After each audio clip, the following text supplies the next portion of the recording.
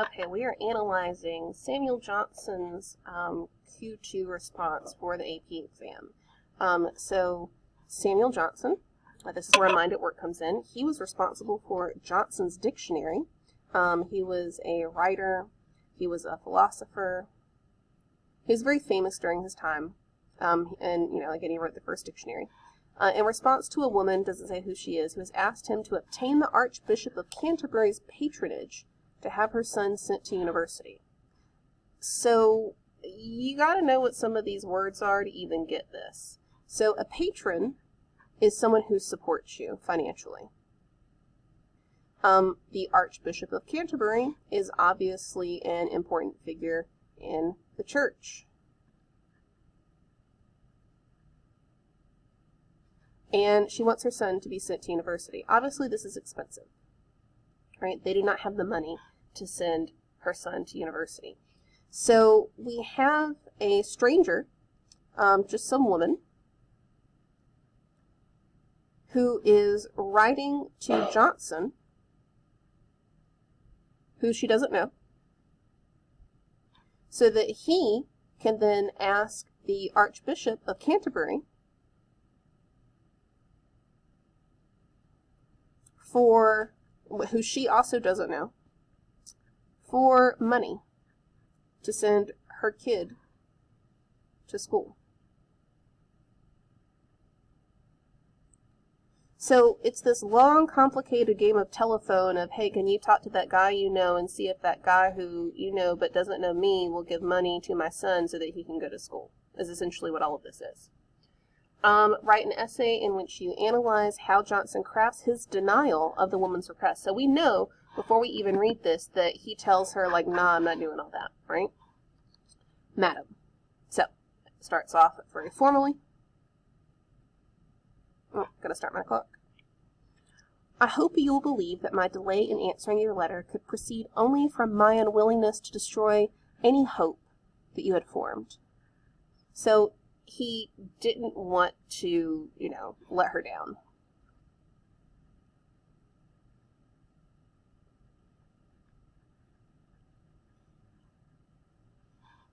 Hope itself is a species of happiness, and perhaps the chief happiness which this world affords. But, like all other pleasures immoderately enjoyed, right, so we've got some negative connotation, the excess of hope must be expiated by pain. Any expectations improperly indulged must end in disappointment. So look at the structure of this sentence. The first half of the sentence starts off with positive connotations. Hope is great, hope is happiness, hope is something we all need.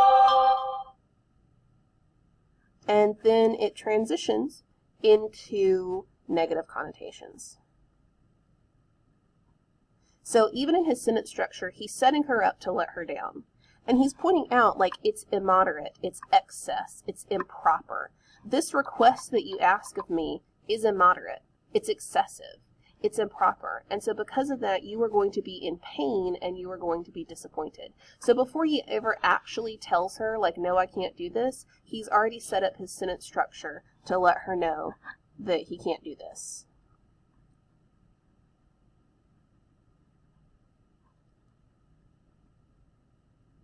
So his sentence structure here matches his overall purpose. If it be asked, what is the improper expectation which is dangerous to indulge, the experience will quickly answer. So if you're asking, like, what was so improper, so we have a hypothetical rhetorical question. Experience will answer that it is such expectation as dictated not by reason but by desire.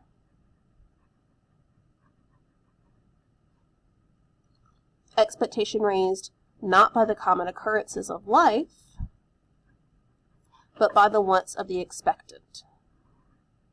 An expectation that requires a common course of things to be changed and the general rules of action to be broken. So we have parallel structure here.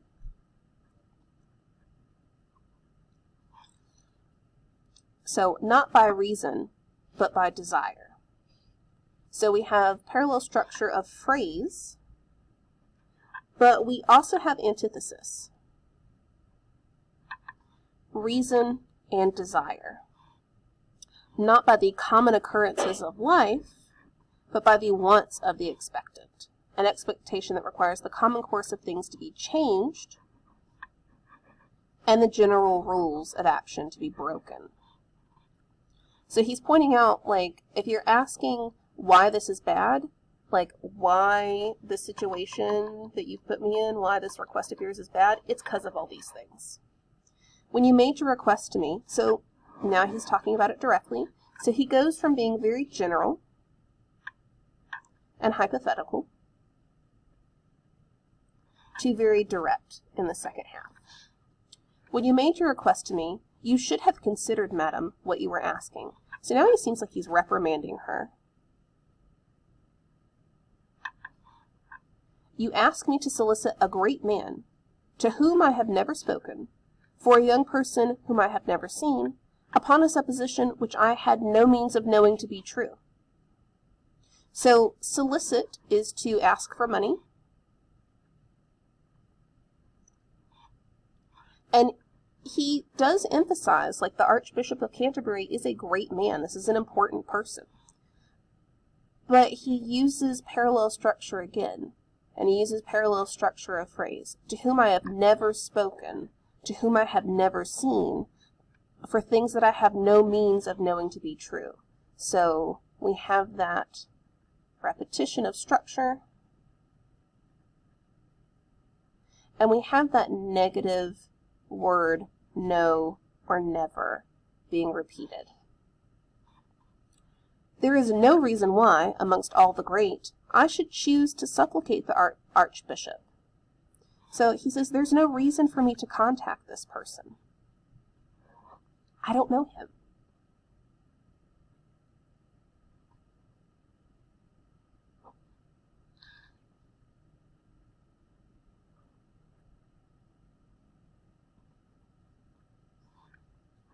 Nor why, among all the objects of his bounty, the Archbishop should choose your son. So not only is there no reason for me to contact the Archbishop, but there is no reason, and notice it's that idea of reason, of logic, right? Because he's pointed out to her that she is illogical at the beginning. For the bishop to favor your son. So this entire chain of events that this woman hoped to happen, at every step in the process, it is illogical, which is why the whole thing was doomed to fail. I know, madam, how unwillingly conviction is admitted when interest opposes it. But surely, madam, you must allow that there is no reason why that should be done by me, which every other man may do with equal reason, which, indeed, no man can do properly without some very particular relation to both the Archbishop and you. So he's saying, like, this is illogical because there is no connection between the three of us. I don't know you, I don't know him, you don't know me, you don't know him, and you want me to be the person in the middle that connects us all.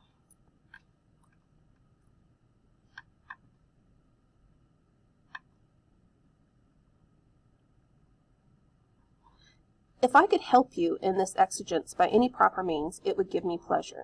So if I could do this, it would give me pleasure.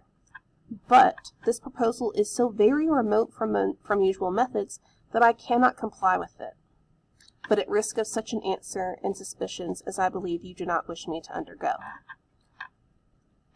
So if I could help you, it would be great, but I can't. So we have that if, but set up.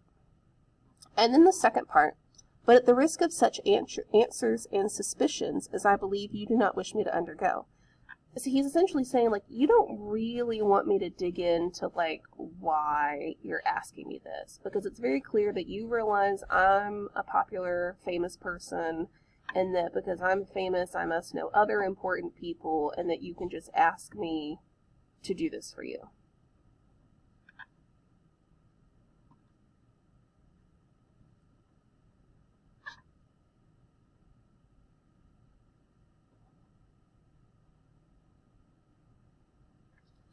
I have seen your son this morning. He seems a very pretty youth, and will perhaps find some better friend than I can procure for him.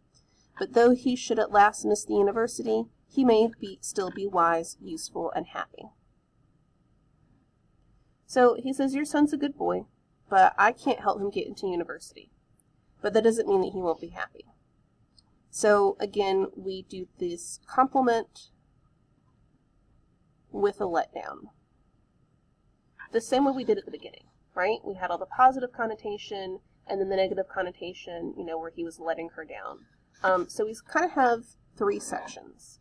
So the beginning and the end are a little kinder, right? We have that blend of positive and negative connotation, of compliment and letdown, and then this middle section is just a direct criticism, right? So it is a choice to start softer and to end softer and to have the hard criticism right in the middle.